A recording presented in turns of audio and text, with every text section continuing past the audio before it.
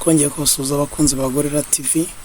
Uyu mwanya ni uwanyu, ni uwa buri wese, kugira ngo babashe kumva ndetse no gusobanukirwa icyo Gorilla TV yaziye.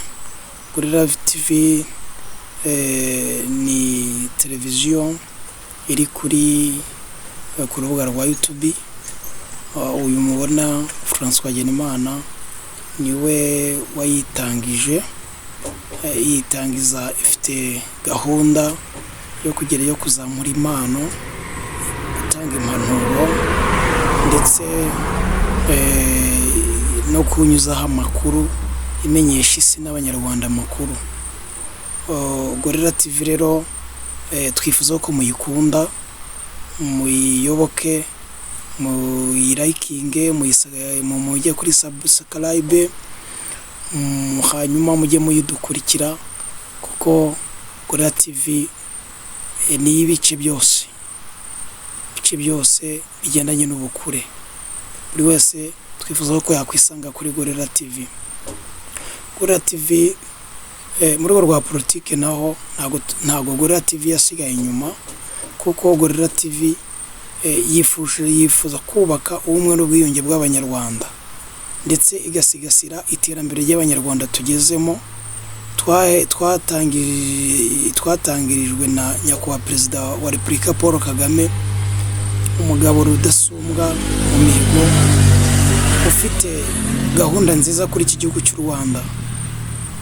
Tugendeye imyaka 26 irashize, hari aho buri munyarwanda wese abona igihugu cy'u Rwanda cyavuye, kandi hari naho buri wese abona kiri kwerekeza heza cyane. Turibuka twese abariho, nari n'umwana mutoya, kuva imbere ya za 1994 cyari igihugu kitafite iterambere, umurongo w'iterambere wari hasi cyane. Aho FPR maje gufatira ubutegetsi, yatangiye kugira ingamba zihamye kandi zikomeye muri gahunda zayo zo kuzamura iki gihugu. Iki gihugu gifite ubuso bwa kilometero kare 26,338. Ni igihugu kirimo gihinduka isi yose yemera, haba mu mbaraga kandi no mu ngufu, ubukungu, iterambere, naho myiza y'abaturage n'ingufu za gisirikare. Ni igihugu ubona gifite icyerekezo, byose birangajwe imbere nyakubahwa Perezida wa Repubulika.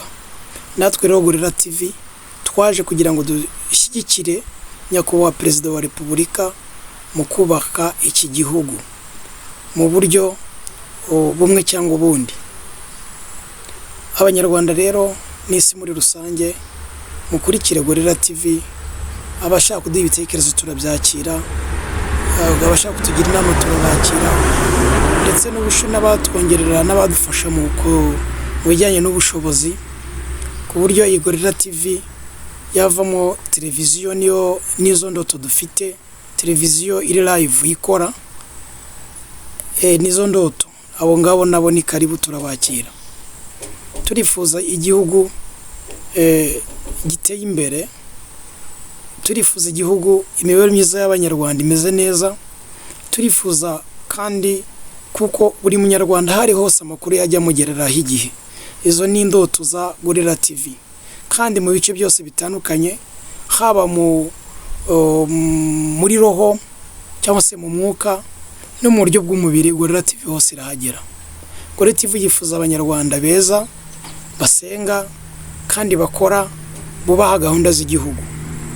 Gorilla TV rero gahunda zayo no kugira ngo yubake kandi ifashe abanyarwanda n'isi muri rusange muri izo gahunda zo kuba umwenegihugu mwiza, ufite indangagaciro kandi ubaha igihugu cye, kubaha gahunda z'igihugu cye.